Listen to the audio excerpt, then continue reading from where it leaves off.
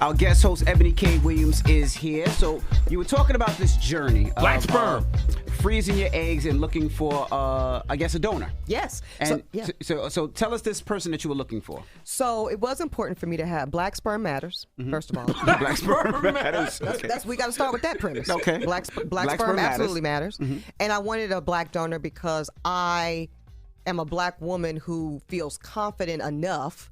This is already scary. Let me just start with that, because I know a lot of people probably thinking a lot of things, like who would intentionally bring a child into the world with only one parent, especially this world we live in.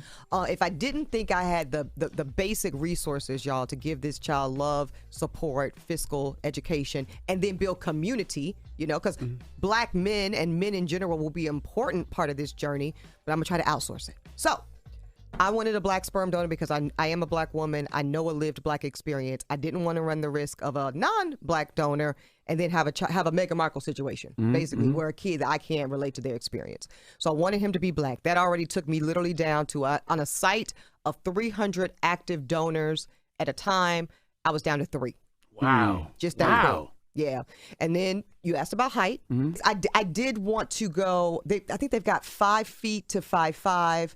5'6" to 6'1", and then like 6'2" to 6'5". Anyways, I got the middle category. 5'7" to 6 foot. Yeah, you want a 6 foot child. All right. Yeah. I'm telling you. I'm all for this. I got a couple of homegirls who are doing this. A couple of homegirls who have already frozen their eggs. You know, they've been open about it. Angela Rye, you know, Kendra G. But it kind of saddens me a little bit, only because I'm like, what are we doing as men that these great women are out here and they got to do this? Well, I'm going to be candid with you. Okay. Again, anybody could go get the club shot up. Let's be clear. I'm really not, if you're not the love of my life and also somebody that I trust to make business decisions with, I'm really not trying to co-parent with you. There's certain things, y'all, at this point in my life, at almost 40, I'm really not trying to negotiate with you about getting my child immunized. It's non-negotiable. I'm not playing with you when it comes to my kids' education. That's not so politically correct, but I think I'd rather go it alone. Now, wait, I'm going to ask a question. So, are there pictures of the actual Great dad? question. So you get baby pictures of almost all of them. Hilarious. It's tiers. First of all, it's like a tiered membership. Dead ass. So basic level, you just get the baby pictures. You know me, I got a lot of money. So I got the premium. So I got baby pictures and adult pictures. I get a voice memo of my donor reading his life story over the course of an hour. They give you an audio book? You get an audio book. You get a free membership with Audible too? Yeah. Wow. You get an Audible partnership. Wow. Wait, how much is all of this? I'm just curious. The Love Potion is about $1,200 a vial.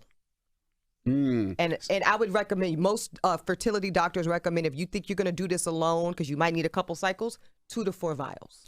Not having identity around your father and paternity, I do think is unfair to any child brought into this world. I think any child, no matter the circumstances, you get to know who you are. Right. Okay? So I'm only going to do this, for me, Envy, when I can have that option. So when my kid's 18, God willing, we will both have access to his known ID, his name, his phone number, and his last known physical address. They call it conscious co-parenting, right?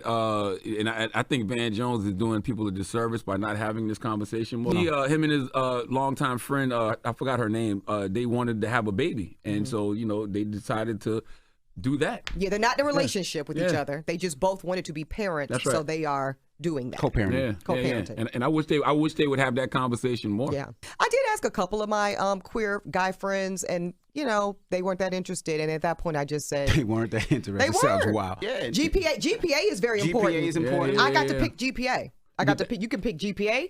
I wanted a hard science major because that's not really my ministry.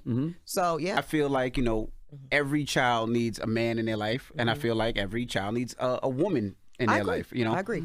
I just don't necessarily know if they need to be biological. That's true. You see what I'm saying? That's so facts. I've already enlisted my tribe of men, mostly black men, gay and straight, to be that tribe and representative. But let me get to the judginess of some of these women friends of mine that are blessed to be in happy marriages, and some, guess what, not so. Anyway, you know, the data says that it's not the two-parent household that makes a difference, it's the change in household.